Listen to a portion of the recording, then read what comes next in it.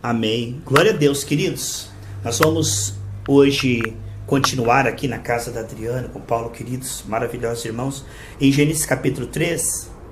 Eu queria que a missionária Adriana, por favor, leia para nós. No capítulo 3, né? Você vê para mim o versículo 9 e até o 11, tá? Do 9 ao 11. Mas o Senhor Deus chamou o homem e perguntou: onde é que você está? O homem respondeu: eu ouvi a tua voz quando estavas passeando pelo jardim e fiquei com medo porque estava nu, por isso me escondi.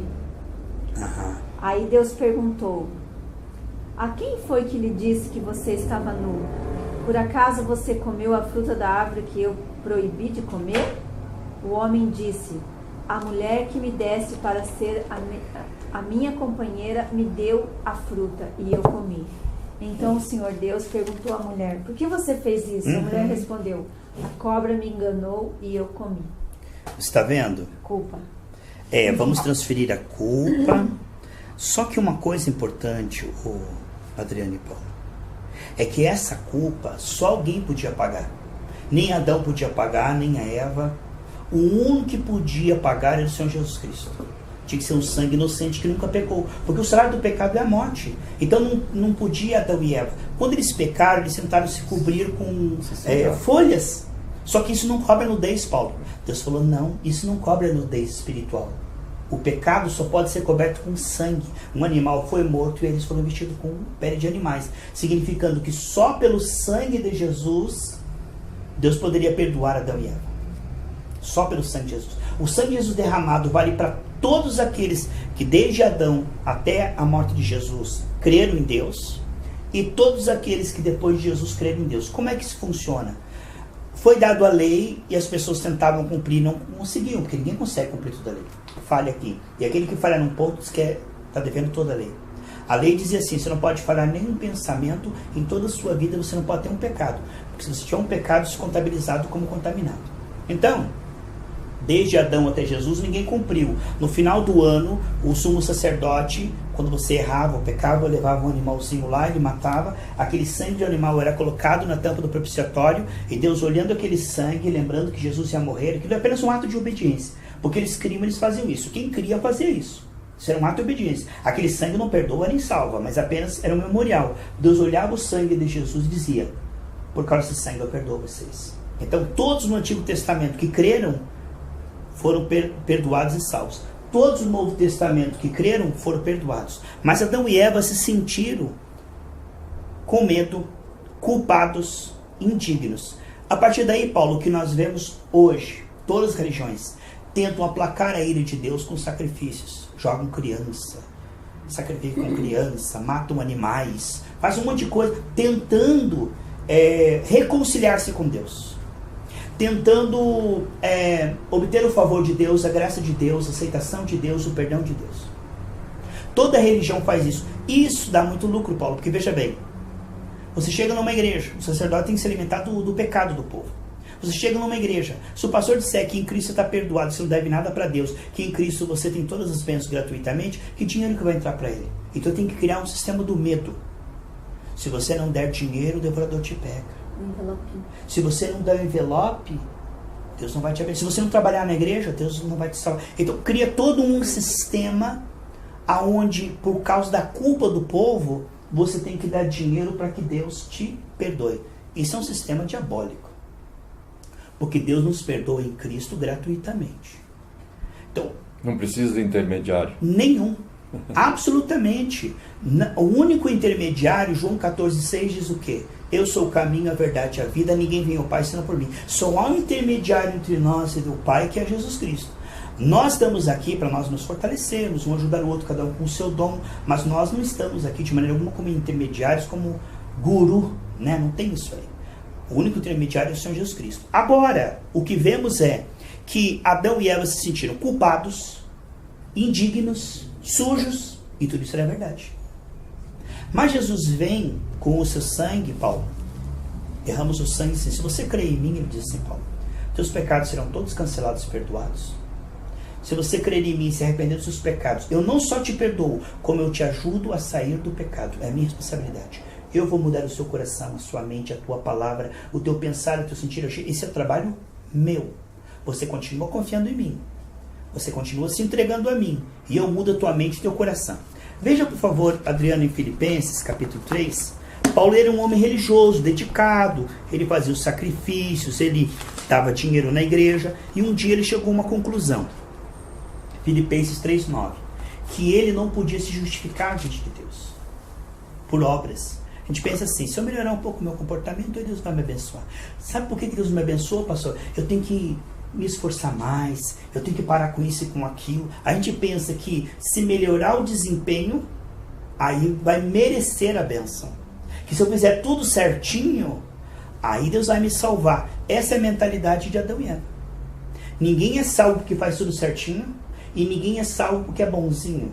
Nós somos salvos porque Jesus derramou o seu sangue, você coloca a sua fé em Jesus e os seus pecados são perdoados. Além dos seus pecados perdoados, Deus entra na vida da pessoa e começa a mudar ela.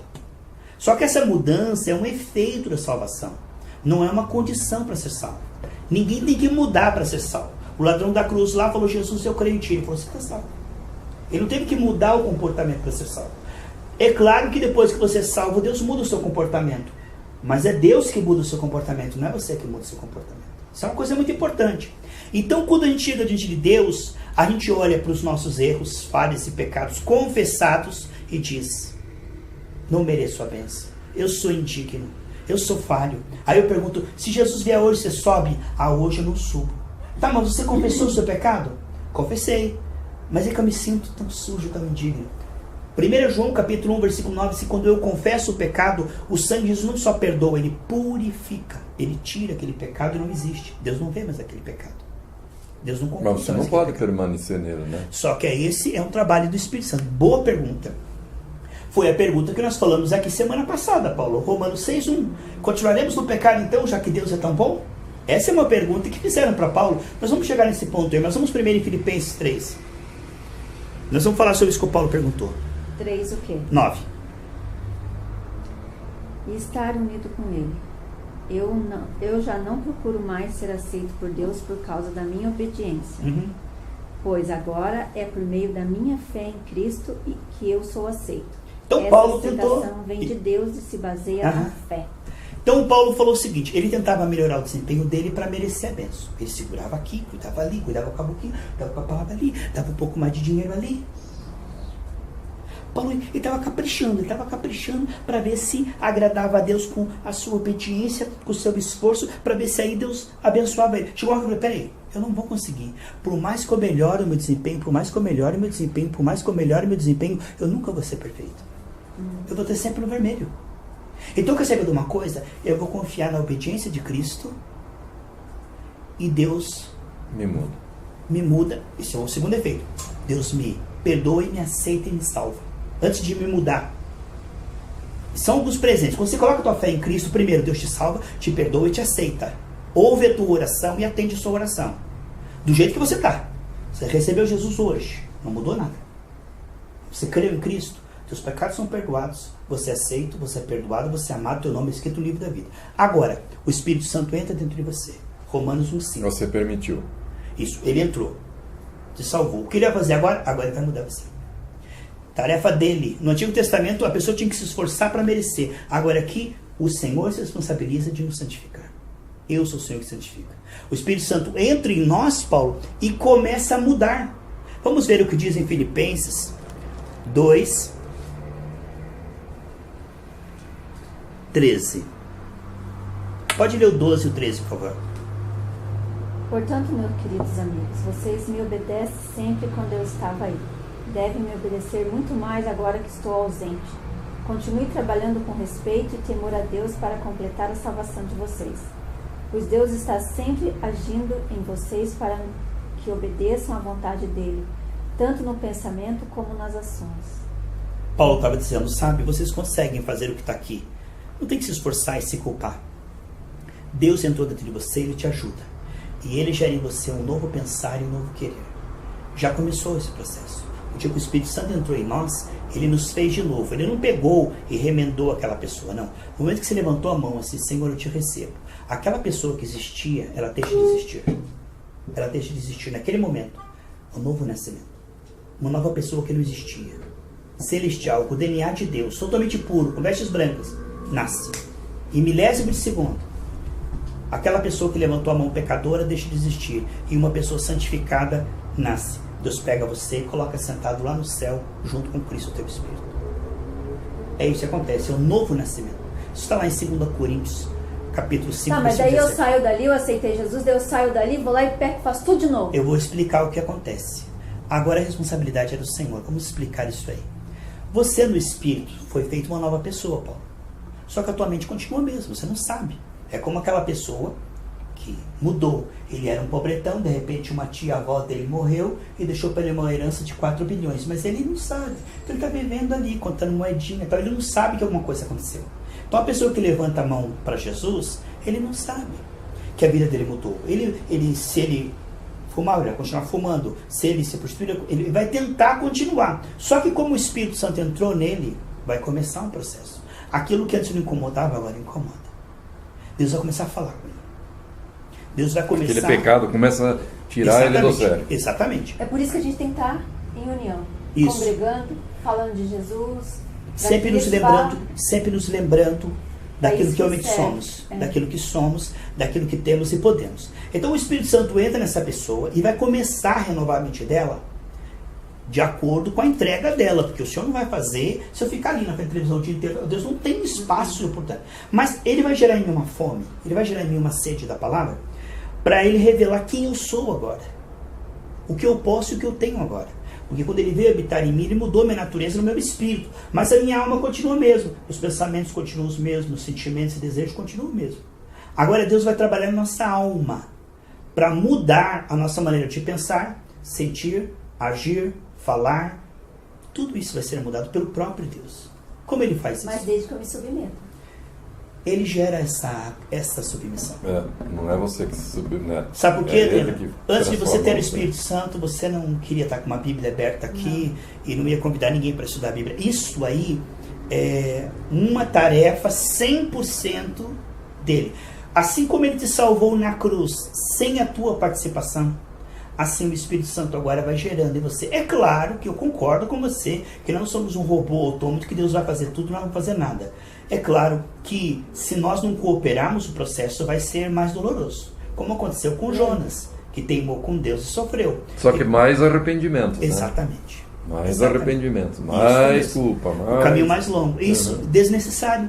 Porque essa culpa, ela vai nos castigar, Paulo, até que nós tenhamos a nossa mente renovada e descobrimos que em Cristo nós já somos aceitos, perdoados, amados, filhos de Deus, e que pela obediência de Cristo, porque ninguém pode justificar diante de Deus. Ninguém.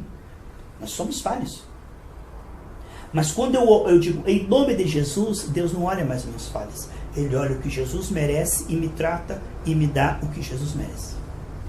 Eu sou salvo porque Jesus merece, eu sou curado porque Jesus merece, eu recebo prosperidade porque Jesus merece, e Deus me ouve e me atende porque Jesus merece. De forma que Jesus é o meu fiador. Ele é meu fiador. Só que é um fiador que nunca se ofende de você não pagar. Ele diz, não pague porque eu vou pagar. E já paguei na cruz. Ele pagou com o seu sangue para que o Paulo seja salvo, curado, perdoado, cheio de Espírito Santo, próspero. Ele pagou. E pagou ilimitado. Sabe, ele deu um cartão ilimitado na tua mão e disse assim, eu pago para tudo que você precisa nessa vida. O cartão é ilimitado. Ele não se esgota. Não é como um de um empresário que quebra. O sangue de Jesus, ele pode curar todos os enfermos e não perde o seu valor, continua valendo. E todos os enfermos que creem em Cristo podem receber essa cura gratuitamente, porque está no contrato. Então você dizer, eu não mereço que eu ser curado se eu fosse uma pessoa mais boa, né? Ou se pelo menos eu fizesse mais esmola. Ele não entende que Jesus colocou assim, porque eu derramei meu sangue, você recebe o direito gratuito de ser curado. Por que não me falaram isso? Por isso que vem a palavra evangelho. A palavra evangelho é uma palavra que é usada no tempo de Paulo, significa notícia muito boa para ser verdade. O anjo falou, eis que vos trago notícias, a gente é traduzido aqui, boas notícias, mas na verdade não são boas notícias, são notícias extraordinariamente boas, que em Cristo você tem o perdão dos seus pecados, a salvação, a cura divina, a prosperidade, se você perseverar, isto é, teu gratuitamente. Só que isso através da sua fé, Adriano, que ele está edificando. Porque primeiro você tem que crer que isso te pertence. Primeiro você crê. E depois ele começa. Não foi assim que ele falou com Abraão? Abraão, você é pai de uma multidão. Abraão creu, depois de um certo tempo Deus fez aparecer no visível. Então assim é a tua fé. Se você crê, que nem você falou, que Jesus na cruz do Calvário te curou e que a cura te pertence pelos méritos de Cristo, o teu corpo vai ter que obedecer, vai ter que sarar. Ele vai ter que sarar. Porque Cristo pagou e isso está disponibilizado na sua conta saúde. Na sua conta saúde foi colocado crédito limitado, qualquer infecção, qualquer dor, qualquer coisa, tudo isso foi, todas as doenças foram incluídas em Cristo e Cristo levou todas as doenças com ele. Todas foram incluídas, todas que existem ou existirão, foram incluídas em Cristo. Então isto é uma herança. Chegar para um filho e falar assim, olha, eu fiz um testamento e passei para você de herança o apartamento ali do lado. Ele fala, quanto que eu vou ter que pagar? Você fala, não, herança é o seguinte, herança eu ralei, eu conquistei, e porque você está no meu coração, eu coloquei você na herança, só isso. Herança é uma coisa que você recebe porque está na família, ou porque você é querido. Não aconteceu daquela Eva toda lá morrer? E deixou de herança para todos os funcionários dela, tudo que ela tinha. A gente ficou sabendo ontem. Sim, interessante, né? Então o que eu estou dizendo é o seguinte, quando Jesus morreu, ele deixou herança, que você seja saudável, próspero e cheio do Espírito Santo. Isto gratuitamente. Isso está no contrato. Herança é o seguinte, toda herança tem um testamento. Tem um testamento. E esse testamento só vale depois que o testador morrer. Enquanto ele estiver vivo, não vale. Aí o negócio do usufruto, né? Enquanto a pessoa estiver viva, é dela. Aí ela faz um testamento. Acabou de morrer, Paulo, aí vai ler o testamento, abre o testamento. Mas não pode abrir o testamento enquanto o testador está vivo. Não pode. É ilegal isso aí. Mas bateu as botas, está valendo. Quando Jesus morreu, derramou seu sangue, ressuscitou, o Novo Testamento. O Novo Testamento dá uma herança. Só que a herança, ela está recheada de promessas, Paulo. E essas promessas que nos pertencem gratuitamente é porque nós somos da família. Só que essa herança só pode ser percebida e recebida pela fé. Por quê, Paulo? Eu tenho uma herança, por exemplo, em ser saudável, mas me dá uma dor na coluna aqui, ó. Eu sinto a dor. Olha a dor aqui, ó. Eu sinto. Não adianta. Aí eu digo, mas tá doendo minha coluna, Paulo. Aí Paulo falou assim, Carlos, mas pela presença de Cristo você foi curado. Isaías 53, 4, 5. Eu sei que tá no papel, mas não funciona. Tá aqui, é bonito, tudo, mas eu tô com dor, eu tô doente. Eu falo toda hora, tudo. Mas... Aí o que Deus vai ter que fazer comigo, Adriana? Ele vai ter que me ensinar, mudar minha mente, formatar minha mente, para que eu creia que eu tô curado e falar que eu tô curado. Quando eu creio que estou curado e falar que estou curado, ele vai poder curar meu corpo. Vamos ver o que diz em Marcos 11, 23, 24. Deus só pode fazer depois que eu creio. E quem é que vai fazer eu crer? Ele mesmo. Romanos 10, 17 diz que a fé vem pelo ouvir a palavra de Deus. Então Deus, ele edifica a nossa fé, Paulo. Ele edifica, esclarece, nutre a nossa fé. E quando chega aquele ponto que você consegue crer, Paulo, aí Deus consegue te dar. Aí ele consegue te dar. A nossa fé está crescendo, amém? Amém. Nossa fé vai chegar no ponto que a gente consegue crer. E quando você consegue crer, você consegue receber. Porque já é teu, mas só é recebido pela fé. Porque é interessante, Paulo, que se você tem um dinheiro no banco, vou dar um exemplo que mais para frente não tenha mais caixas no banco. Mulher, só tem a caixa eletrônica. E a condição para receber ou cartão magnético, ou o dedo, sei lá o que, chip. O dinheiro está lá, na conta. Mas a transação requer que você chegue lá no caixa eletrônico para sacar aquilo. Tudo é teu.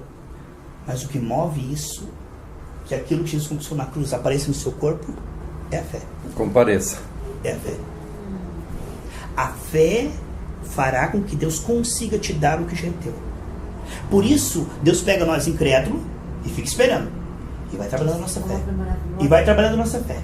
E vai edificando a nossa fé. E vai esclarecendo a nossa fé. Chega uma hora e fala assim, quer saber uma coisa? Eu creio que sou curado. Aí Deus fala assim, então eu vou te curar.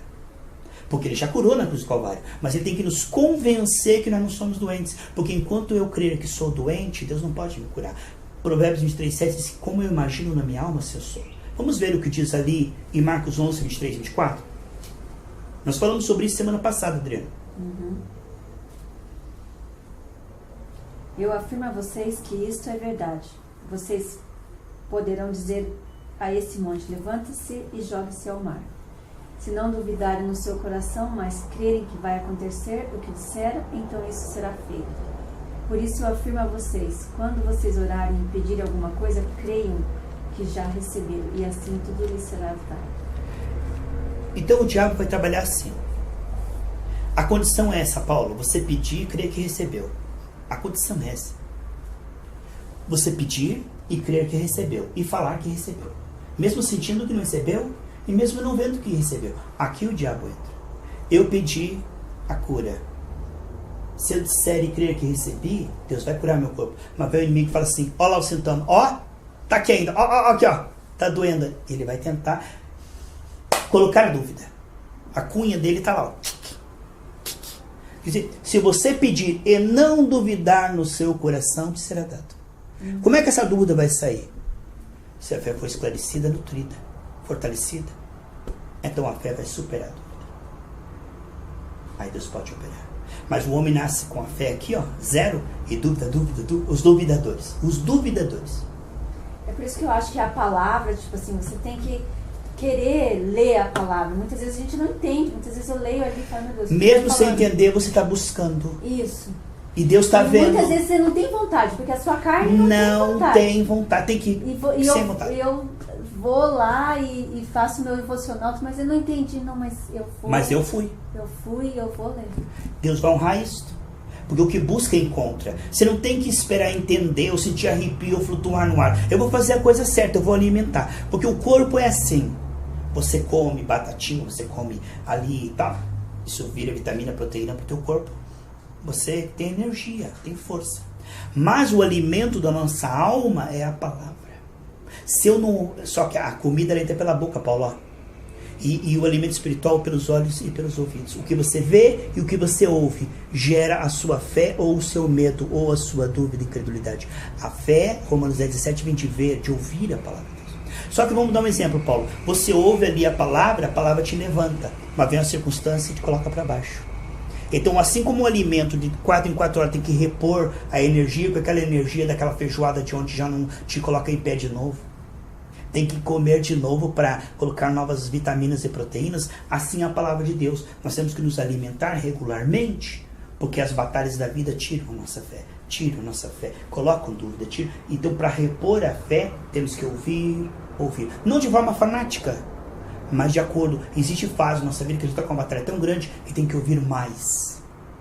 Porque quando você decide ouvir a palavra, você está se abrindo para que a fé, porque Deus ele não invade, ele bate na porta. Então, quando você espontaneamente decide ouvir a palavra, você está se abrindo para a fé. Porque Jesus é a palavra. E ele opera quando você permite. Agora, o inimigo fará de tudo, ou tentará. Porque se você quer ganhar uma guerra, Paulo, é o seguinte. Eles estudaram o seguinte, que a melhor maneira de ganhar uma guerra é cortar as fontes de provisão. Você está numa ilha lá. Você cortar as fontes das águas aqui e proibir alimento de entrar lá dentro, você ganha a guerra. Certo? Então, só você cortar a fonte de nutrição, você não precisa fazer mais várias guerras foram nessas. Aí eles saem daquela fortaleza lá e mata todos. Porque lá dentro não tem comida. Então o inimigo faz a mesma coisa. A hora que ele for ler a Bíblia, eu vou com uma preguiça. No dia que ele for para a igreja, uma tia-avó que nunca aparece, oi querido, vim te visitar. Na hora que você vai sair, cai uma garoa. Na hora que você vai para a igreja, uma dor de cabeça. Tudo acontece quando você abre a Bíblia ou diz que vai para a igreja. Tudo. Por quê? Porque o inimigo fala, só hoje não. Só essa semana não. Só hoje não leia a Bíblia, só hoje não fale com Deus, você está tão cansado, ele entende. Vira para o lado e dorme que você está tão cansado. Você é um dia tão corrido, como é que você vai orar? Deus compreende, Deus sabe, não precisa nem falar nada. A pessoa é como uma planta que não vai regando, vai murchando. A fé vai murchando. Mas isso é um suicídio espiritual. Porque se uma pessoa parar de comer, uma anorexia, ela vai morrer. Vai dar uma glicemia, sei lá o que, é muito baixa, ou vai dar uma anemia, uma leucemia, não sei. Parou de comer, o corpo vai entrar em exaustão, vai procurar o que tem ali nos ossos, tá? Mas de repente vai acabar e a pessoa morre. Assim é nível espiritual. Qual o sintoma de uma pessoa que está com pouca alimentação? A visão fica turva, a mão treme, sente cansaço ao caminhar. O pensamento fica... Isso, fica frágil, não consegue raciocinar direito, isso foi bom. A pessoa, ela, qualquer coisinha, ela já pega uma infecção, uma bactéria que está com a imunidade baixa. Isso tudo no físico, no espiritual a mesma coisa. A pessoa não se alimenta da palavra de Deus, a mente dela não consegue ter fé, só consegue ter perturbação, medo, dúvida, os piores pensamentos começam a vir, parece um urubu em cima da carne. A mão começa a tremer, no espiritual a pessoa treme de tudo, está com medo de tudo, está ansiosa, está preocupada, mesma coisa, vai caminhar, não consegue progredir na vida, vai dar um passo, já está cansado, tudo que faz não dá certo. Isso são sintomas de anemia espiritual, igualzinho a física. Só que a física, Paulo, é mais fácil, porque é tão evidente que eu chego uma hora de... Nossa, como se emagreceu. Exato. Ou você começa a ver que acelera teu coração, você deu 4 passos... É muito evidente. Mas o espiritual é uma coisa que demora a pessoa. Não, tá bem, tá bom, tá ruim, mas tá bom. A pessoa não percebe que a vida espiritual dela tá mal. Por quê? Porque ela tá numa batalha aqui, Paulo, ó, Deus quer te dar uma vitória para você. Tá uma batalha nesse nível aqui, tenha fé aqui, Deus vai poder operá-la. Mas a batalha está aqui, Paulo, a fé do camarada está meio tanque. A fé está aqui, ó. E a luta está aqui, ó, em cima.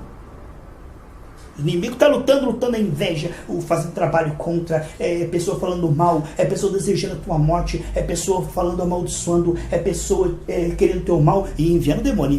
A batalha está aqui, ó. E a tua fé, aquele ingênuo, aquele incauto. Deus é bom, mas o diabo é mau. Deus quer te dar uma vida maravilhosa, mas o diabo quer acabar com você. E esses dois precisam de liberdade. E a liberdade para Deus operar chama-se fé. E a liberdade para que o diabo opere é o medo, a dúvida, a mágoa, a incredulidade, é a esfera do inimigo. Desde que não seja confessado. É inveja. Desde que não seja confessado. Porque se você confessar, o sangue de Jesus te purifica. Mas quem está fraco espiritualmente não vê o pecado como pecado. Você pode ver que quanto mais a pessoa está doente, ela precisa colocar comida na boca ou um sonda, porque ela não consegue comer. Assim a pessoa, quando ela está mal espiritualmente, todo mundo está errado, menos ela. Quanto mais enfermo espiritualmente, mais ela acha que está bem. O inimigo engana ela. Mas quando você está bem espiritualmente, você fala, não, eu estou cansado, mas eu vou meditar na palavra de Deus. Eu vou orar, eu vou buscar. Sim, eu estou cansado, mas eu vou lá no meio dos irmãos, porque uma brasa separada ela apaga, e junto com os irmãos ela reacende, né? Então isso, o que diz lá em Hebreus, por favor, Adriana, para nós orarmos. Hebreus, capítulo 10, 25. Então é importante nós valorizarmos as fontes de proteínas que Deus nos dá. Leitura bíblica, oração, louvor, estar no meio de pessoas que podem nos colocar para cima. Irmão, o que tem de gente para nos colocar para baixo é ou não é? Quão poucos são aqueles que podem nos colocar para cima? São influências nutritivas, são pessoas que nos colocam para cima. A gente tem que estar do lado, a gente tem que estar perto, porque tem pessoas que nos colocam para cima, tem pessoas que nos colocam para baixo. Então a gente tem que se alimentar de relacionamentos saudáveis. Isso. Né? Capítulo 10, versículo 25. Não abandonemos, como alguns estão fazendo, o costume de assistir às nossas reuniões. Culto, né, na verdade. Uhum. Pelo contrário, animemos uns aos outros e ainda mais agora que vocês veem que o dia está chegando. Encorajando um ao outro, porque às vezes é o seguinte, um sozinho é difícil, mas se um encorajar o outro, animar o outro, cria mais ânimo e mais força para ir. Você pode ver, às vezes tem pessoa, Paulo, que ele não vai para a igreja jamais, mas se você convidar, ele vai. Às vezes o que falta é o teu convite. Um áudio que você manda para ele já pode fortalecer ele. Então nós precisamos estar ajudando um ao outro rumo em direção à palavra de Deus, né? Então foi essa palavra, nós temos muito mais para falar, mas para não cansar os irmãos, nós vamos ficar aqui. E que nós possamos entender a importância da fé, que é algo que Deus dá, mas quem recebe somos nós. Deus não enfia a goela dentro das coisas. Deus é que dá a fé. Deus é que vitamina e esclarece nossa fé. O conhecimento quem dá, Adriana, é Deus, certo? E quem que busca? É nós. Quem que nos anima a buscar? Deus. Mas Deus não força. Já viu uma Bíblia cair da prateleira e fala assim, me leia, senão te taca um raio na cabeça? Nunca que Deus vai fazer isso. Ele não força. Tá? É uma sugestão. E aquele que for sábio, ele vai aceitar. Então louva a Deus pela vida da Adriana do Paulo, que abre a sua casa, para que essa palavra seja não só bênção para nós, mas para muita gente. Quantas pessoas têm testemunhado que tem sido bênção? Então que nós possamos tomar responsabilidade. Porque a negligência diz assim, não, outro vai jantar por mim, outro vai dormir por mim. Ninguém toma banho por você. Ninguém janta por você. Ninguém toma remédio. Ninguém dorme por você. Ninguém. Se você não fizer, você morre. Não é assim. Agora, a nível espiritual, a gente fala, não, o pastor está orando por mim. Né? A gente terceiriza. Isto é sobrevivência. Eu te digo uma coisa.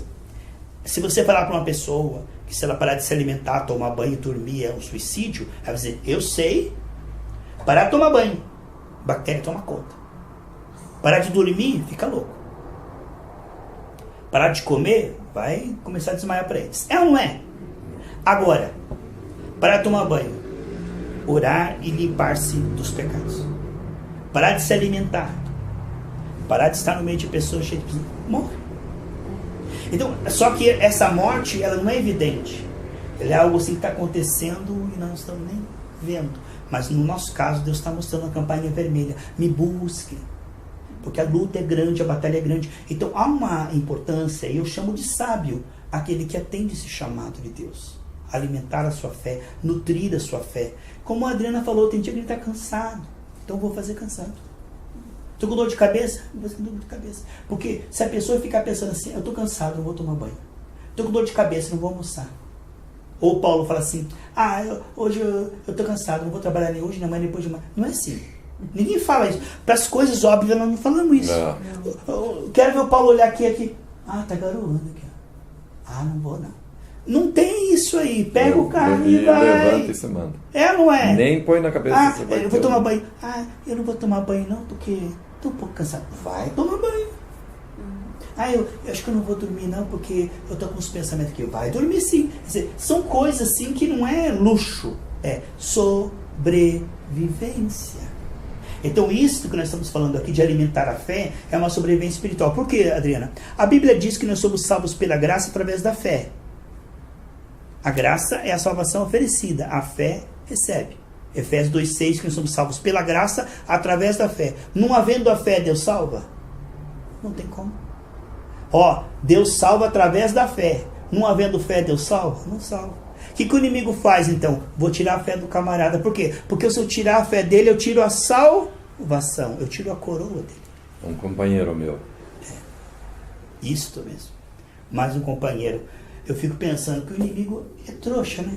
Por que ele quer mais pessoas gritando no ouvido dele no inferno, né? Ele quer mais. Eu acho que é a satisfação dele. Dele de ver as pessoas sendo atormentadas, né? É isso. Adriana, fala uma coisa para os ouvintes sobre a importância de, mesmo cansado, triste, mesmo abatido, mesmo às vezes sentindo que está difícil, continuar alimentando a fé, continuar buscando a Deus e vendo essas pequenas mudanças dia após dia. Porque é o seguinte, Adriana, cada dia que nós alimentamos a nossa fé, a gente melhora um pouquinho. Não é muitão, não, é um pouquinho. Só que cada dia que a gente não alimenta a fé, a gente retrocede um pouquinho. Então, às vezes a gente está bem, e o que aconteceu? Já não está bem. Mas pode ficar melhor. Mas às vezes nem precisa você estar bem e não ficar bem. Porque eu não li a palavra. E às vezes você está lendo a palavra, você precisa buscar Cristo. Porque às vezes você está lendo a palavra, você está orando. Um dia você acorda, você leu, você orou. Vários dias. Eu li, eu acordei, eu orei, eu li, eu fui meu dia. E no meio do dia aconteceu alguma coisa que... você precisa diariamente de Deus para poder superar tudo isso. Isso que acontece no trajeto, que sempre acontece. Todos os dias você tem alguma coisa para tentar te tirar a paz, a alegria, o amor, a fé.